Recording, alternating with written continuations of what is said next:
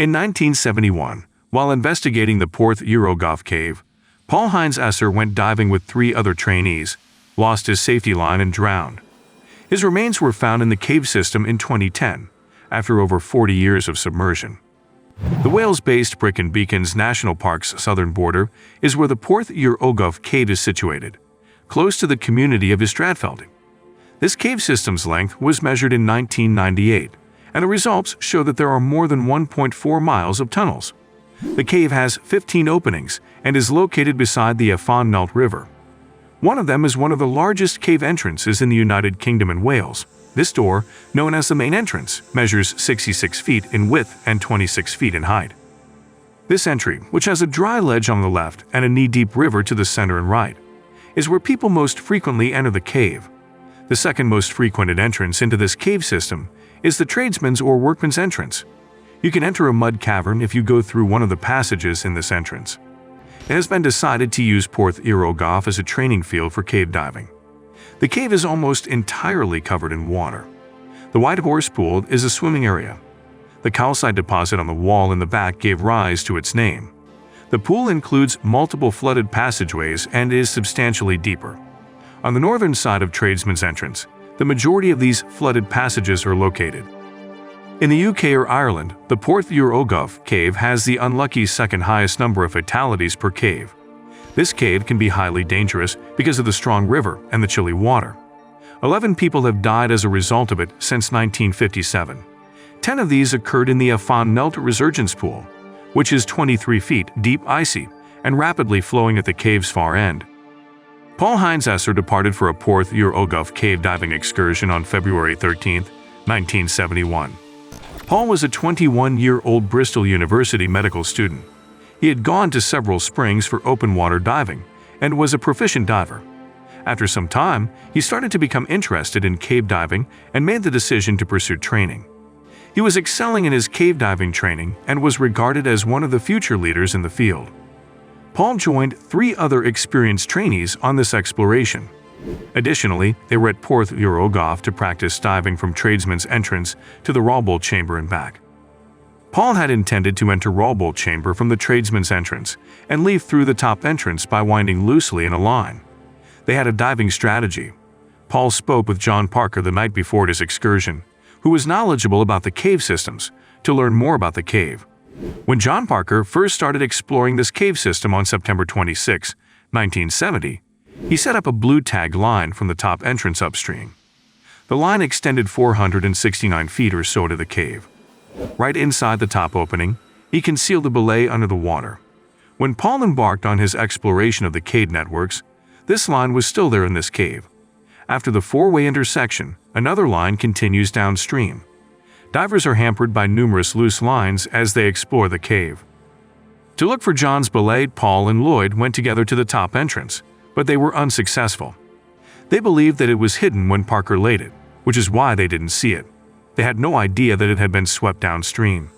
As anticipated, Paul entered by himself through the Tradesman's entrance. One gas cylinder with a capacity of 1,200 liters was all he had.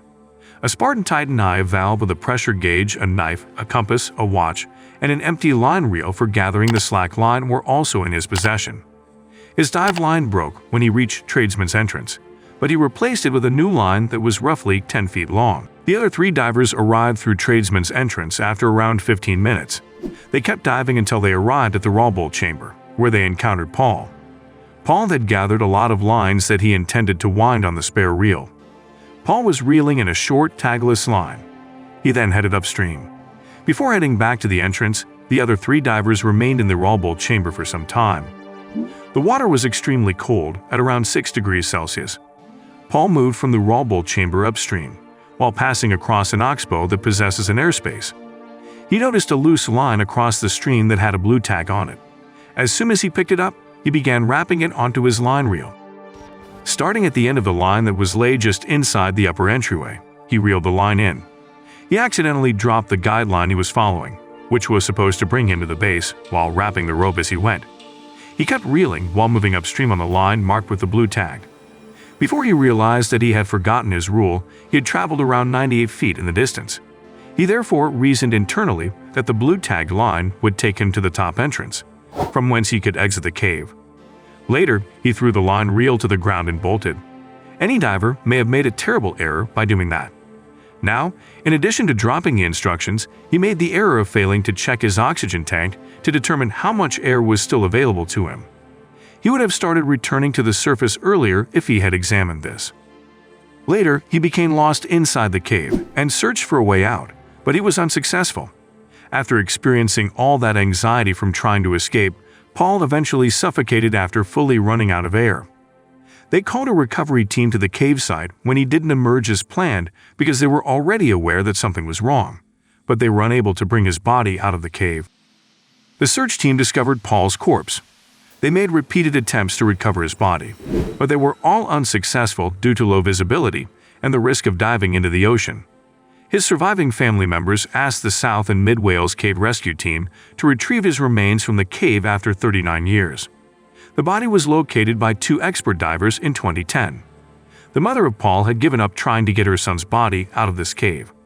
After she and her husband, Paul's father, both passed away in 2010, the surviving family members requested assistance to locate the remains. Members of Paul's family visited the cave site as soon as the recovery efforts got going.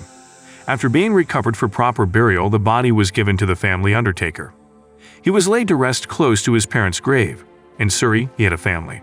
Some cave divers always make an honorary visit to the cave where Paul died. When his body was found in 2010, he would have been 60 years old, yet he passed away in 1971 when he was only 21. The diving industry has undergone significant upheaval. Due to inadequate technology in the 1970s, recovery operations were exceedingly difficult. Thankfully, thanks to a significant technological improvement that wasn't possible in 1971, the rescue effort was a success in 2010. We appreciate you taking the time to watch this video. If you like what you saw, click the bell icon, like, and subscribe buttons to be notified when we post another thrilling cave diving story.